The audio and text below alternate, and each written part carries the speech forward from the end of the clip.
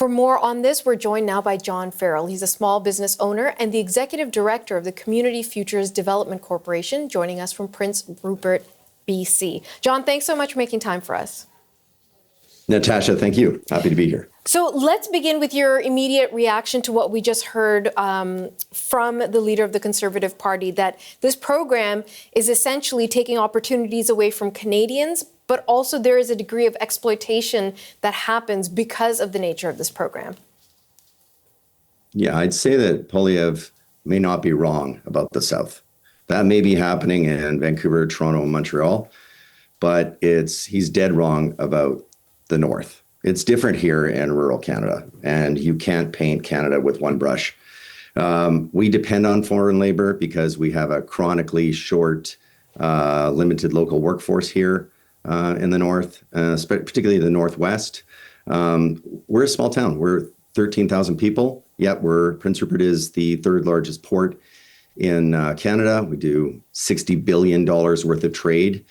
And it's hard to maintain that and continue that growth if you don't have restaurants to go to, gas stations, taxi services, hotels. And we already have one restaurant closed. We've got our only big box store shuttered. There are signs for hiring from McDonald's to Safeway to Tim Hortons, and we're in trouble. And you're saying that's happening because of already the fewer temporary foreign workers that are coming into the community. Am I understanding that correctly? Yeah. So let me give you a sense of our reliance right now. So let's take Safeway. 50% of its workforce is on permit. McDonald's has 80 young people, and 50 of them are on permits. We have two furniture stores here. One has 80% of its employees on permits. And across the board, you can look at restaurants to construction firms. Some of them are 35% to 100% foreign staffed. If you just go down the road an hour and a half to Terrace, hoteliers there are looking at either closing down rooms or shuttering altogether because 100% of the housekeeping staff are on permit. So that tells you what's happening in rural Canada. It's not a good sign.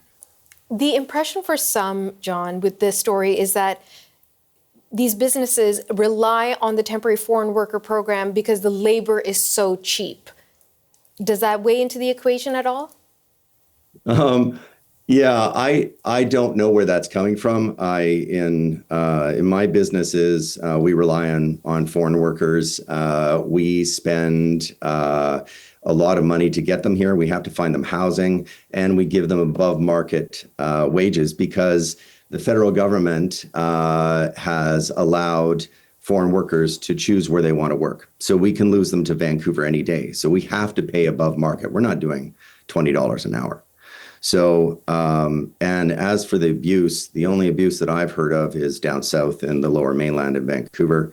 There was a story just recently in Surrey, but we're not seeing that here. I mean, we depend on these people and we treat them with respect. And a lot of us, my grandfather came to this country as an immigrant.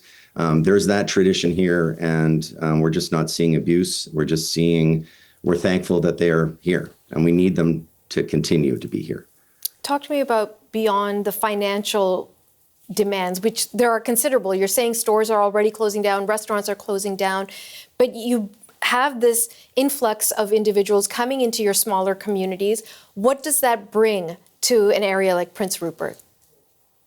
Diversity. We have a lot of people from the Ukraine that have come. We've brought in a lot of people from the Ukraine. They're happy. They're in our construction firms. They're in our restaurants. Same with the Nepalese and the people from India, Africa. We are just thankful that they're here for us. And there's just nobody else taking those jobs. That's the problem. Why aren't they? Sorry, John, because we have less than a minute, but I want to understand, because the Stats Canada unemployment numbers came out yesterday, and they're saying employment is the highest it's been in 9 years, unemployment, and particularly amongst youth. So why aren't they getting those jobs? Well, we did a job fair in May And we had great responses from businesses. Dozens wanted employees, so they came out, and those that walked in with resumes, 80 to 90% of them were from away.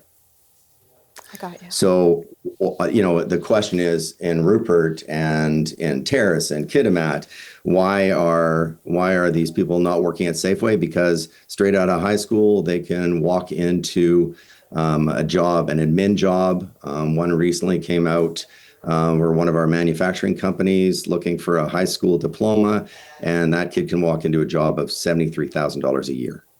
And if they have a few tickets under their belt, they work for the port, for one of our propane companies, and they make anywhere from $92,000 to $108,000 a year starting. John Farrell, really great to get your perspective on this. We have to leave it there. Thank you so much for your time. Thank you. Thanks for the opportunity. You bet.